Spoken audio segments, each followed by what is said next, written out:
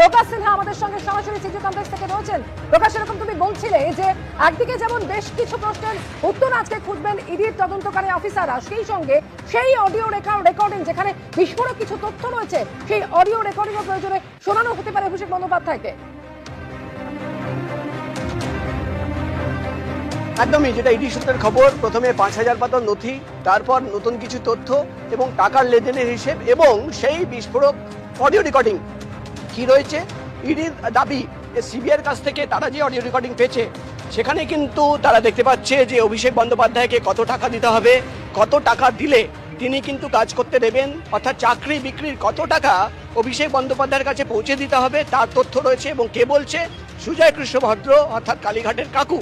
এবং সেই তথ্য সামনে রেখেই কিন্তু কালীঘাটের কাকুকে সিবিআই জিজ্ঞাসাবাদ করেছে এবং চার্জশিট জমা পড়েছে। চার্জশিটে কিন্তু সেই অডিও রেকর্ডিংয়ের ট্রান্সক্রিপশন রয়েছে। আজকে কিন্তু প্রয়োজনে, যেটা ইডি সূত্রের খবর, অভিষেক বন্দ্যোপাধ্যায়কে সেই অডিও রেকর্ডিং শোনানো হবে এবং তাকে প্রশ্ন করা হবে যে টাকার অঙ্ক সুজয় কৃষ্ণ ভদ্রর মুখে শোনা যাচ্ছে, বিপুল অঙ্কের টাকা, কোটি কোটি টাকার কথা চলছে, কিভাবে চাকরি বিক্রি করতে হবে, চাকরি বিক্রি করে এক একজনের কাছ থেকে কত টাকা তুলতে হবে তার হিসেব এবং তার প্ল্যানিং কিন্তু সেই রেকর্ডিংয়ে রয়েছে এবং সেই বৈঠকে হয়েছিল। এবং সেই নিয়েই কিন্তু অভিষেক বন্দ্যোপাধ্যায়কে জিজ্ঞাসাবাদ এবং ইতিমধ্যেই অভিষেক বন্দ্যোপাধ্যায়কে সেই রুমে নিয়ে যাওয়া হয়েছে, অর্থাৎ যেখানে তাকে ইন্ট্রোগেট করা হবে, তার বয়ান রেকর্ড করা হবে, সেই রুমে নিয়ে যাওয়া হয়েছে। গোটা ইন্ট্রোগেশনের যে প্রসেস সেটা কিন্তু ভিডিও রেকর্ড করা হবে এবং অভিষেক বন্দ্যোপাধ্যায়কে নিজের হাতেই কিন্তু সেই সমস্ত বয়ান লিখে দিতে হবে, এক একটা প্রশ্ন এবং তার উত্তর কিন্তু বা অভিষেক বন্দ্যোপাধ্যায় লিখে দেবেন বা তিনি সেই স্টেটমেন্টের ওপরে সাইন করবেন। প্রথম প্রশ্ন হচ্ছে যে লিপস অ্যান্ড বাউন্সের যে টাকার লেনদেনের হিসেব রয়েছে, সেখানে যেটা দেখা যাচ্ছে যে সময় চাকরি বিক্রি করে টাকা আসছে বা এজেন্টরা টাকা তুলছে, ঠিক সেই সময় ক্যাশ টাকা একাধিক কোম্পানিতে জমা পড়ছে এবং সেই সময় একাধিক সম্পত্তি কেনা হচ্ছে।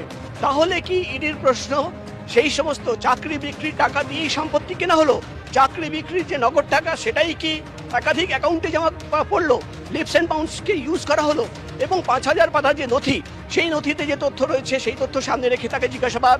এবং তোমাকে বলে দিই, সবচেয়ে ইম্পর্টেন্ট যে তথ্য রয়েছে সেই অডিও রেকর্ডিং, অর্থাৎ সেই অডিও রেকর্ডিং একটি বৈঠক, সেই বৈঠকে কুন্তল ঘোষ, কালীঘাটের কাকু এবং একাধিক ব্যক্তিরা ছিল, যেখানে কিন্তু গোটা প্ল্যানিং হয়েছিল যে কিভাবে চাকরি বিক্রি করা হবে, এজেন্টরা কত করে টাকা তুলবে এবং সেই টাকার ভাগ কাদের কাছে কত % পৌঁছে যাবে।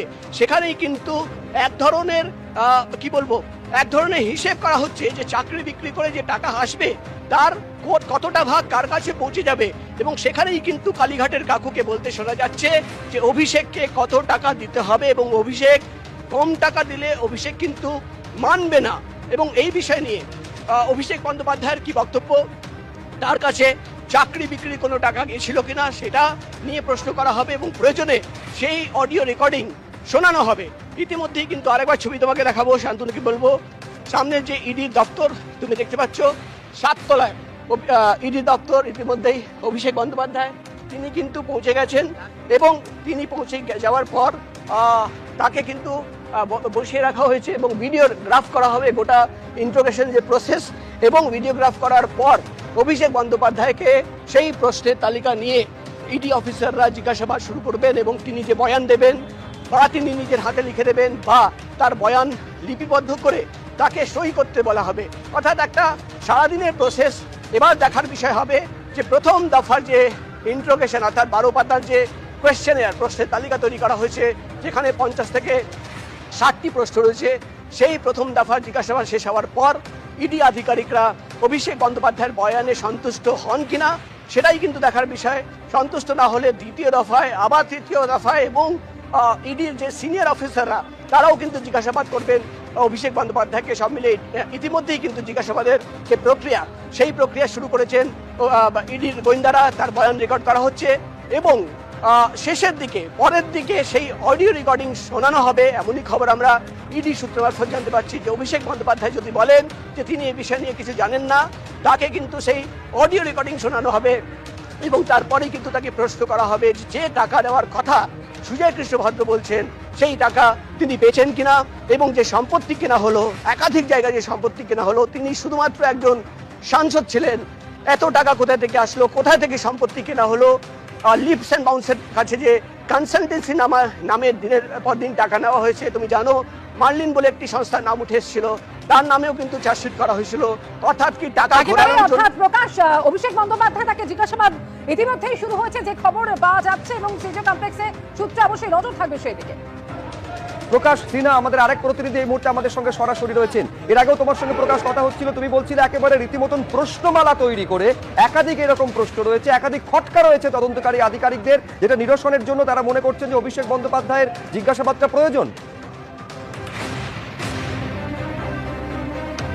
দেখো সুপ্রজিৎ, তোমাকে একটা নতুন তথ্য দিই, যেটা ইডি সূত্রের খবর, যে নতুন তথ্য আমরা পাচ্ছি, এবং এতদিন এই তথ্য কিন্তু নিয়োগ দুর্নীতি মামলার তদন্ত করতে গিয়ে আমরাও পাইনি। যে নতুন তথ্য পাওয়া যাচ্ছে যে শেয়ার ট্রেডিং, অর্থাৎ ইডি আধিকারিকরা দাবি করছেন যে লিপস অ্যান্ড বাউন্সের কোম্পানির নামে যে শেয়ার ট্রেডিং করা হতো, সেই শেয়ার ট্রেডিং এর মাধ্যমেই কিন্তু কালো টাকা সাদা করা হয়েছে, এমনই আশঙ্কা করছেন ইডির গোয়েন্দারা। ইডির তরফে দাবি করা হচ্ছে 2021 সালে তারা যে লিপস অ্যান্ড বাউন্সের কোম্পানির নামে যে শেয়ার ট্রেডিং করা হচ্ছে, সেই শেয়ার ট্রেডিং করা হতো ফিউচার অ্যান্ড অপশনস বলে শেয়ার ট্রেডিং, অর্থাৎ 5 টাকার শেয়ার, 5 টাকায় শেয়ার কেনা হলো, এবং সেই শেয়ার ঠিক 2 ঘন্টা বা 3 ঘন্টার মধ্যেই 10 টাকায় বিক্রি করে দেওয়া হলো, এবং সেই বিক্রি করার জন্য একটা কোম্পানি খোলা হতো, শেয়ার কিনতো লিপস অ্যান্ড বাউন্স, এবং যে কোম্পানিকে বিক্রি করা হতো এবং যেখান থেকে টাকা আসছে সেই কোম্পানিও কিন্তু এক ধরনের শেল কোম্পানি, অর্থাৎ নিজের কোম্পানি থেকে কেনা হচ্ছে, নিজের কোম্পানির মাধ্যমে বিক্রি করে দেওয়া হচ্ছে, এবং কালো টাকা কিন্তু সাদা করা হচ্ছে। এই ধরনের তথ্য কিন্তু ইডির হাতে এসছে, এমনই দাবি কিন্তু ইডির আধিকারিকরা করছেন। অর্থাৎ ফিউচার অ্যান্ড অপশনস ট্রেডিং করে দিনের পর দিন শেয়ার ট্রেডিংকে ম্যানুপুলেট করা হয়েছে, এমনই দাবি কিন্তু ইডি তরফে করা হচ্ছে। এবং একদিকে যেমন সম্পত্তির হিসেব, কোথায় থেকে সম্পত্তি কেনা হলো, টাকার উৎস কি রয়েছে, কত সম্পত্তি রয়েছে, নগদ টাকা খুব একটা জমা পড়েনি ব্যাংক অ্যাকাউন্টে, যেটা ইডি সূত্রের খবর, কিন্তু এই শেয়ার ট্রেডিং এর মাধ্যমে দিনের পর দিন 2021-এর পর থেকে যেটা ইডির তরফে দাবি করা হচ্ছে যে future and options share trading করে কালো টাকা সাদা করা হয়েছে।